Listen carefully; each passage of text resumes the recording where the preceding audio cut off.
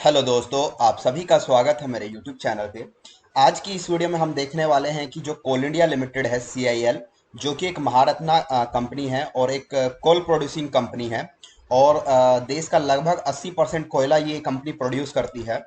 तो इस कंपनी ने फाइनेंशियल ईयर 2022 में अपना जो कैपेक्स है, कैपेक्स यानी कि कैपिटल एक्सपेंडिचर, जो कि एक हेल्दी साइन होता है किसी कंपनी के लिए अगर उसका कैपेक्स ज़्यादा होता है तो उसने अपने कैपेक्स पे यानी कैपिटल एक्सपेंडिचर में 14,834 करोड़ रुपए खर्च किए हैं।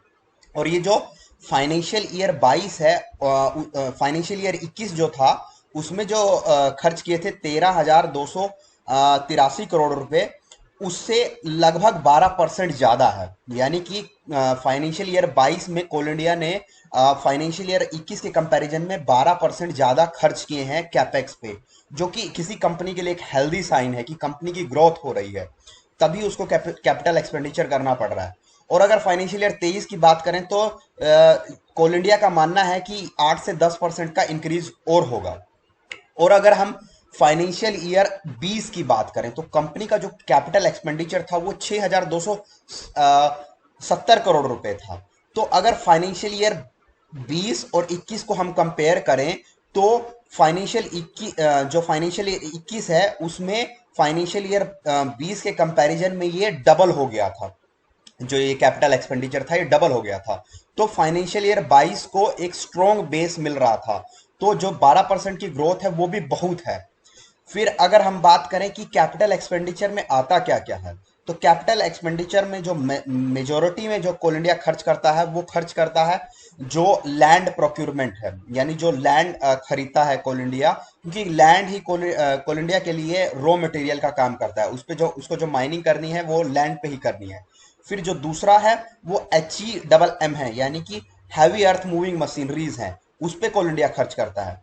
फिर जो तीसरा है वो है CHPs और साइलोज, यानी कि कोल हैंडलिंग प्लांट्स और साइलोज। और फिर जो चौथा है वो रेल इंफ्रास्ट्रक्चर जो क्रिएट करता है कोल ट्रांसपोर्टेशन के लिए, उस पे खर्च करता है।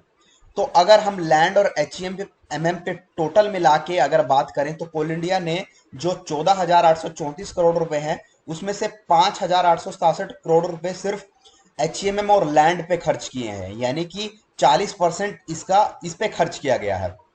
फिर अगर लैंड की अकेले बात की जाए तो लैंड पे 3262 करोड़ रुपए खर्च किए हैं, जो कि पिछले फाइनेंशियल ईयर के कंपैरिजन में 17% ज्यादा है।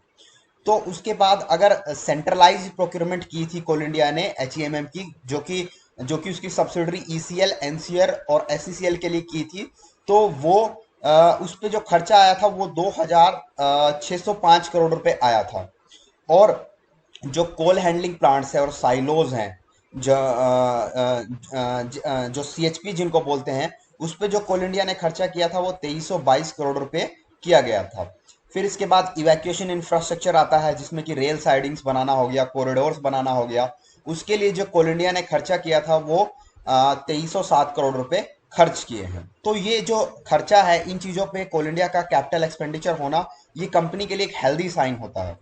तो यही था इस वीडियो में। इसके अलावा अगर आपको कुछ और जानना है तो आप कमेंट बॉक्स में जान सकते हैं। Thank you.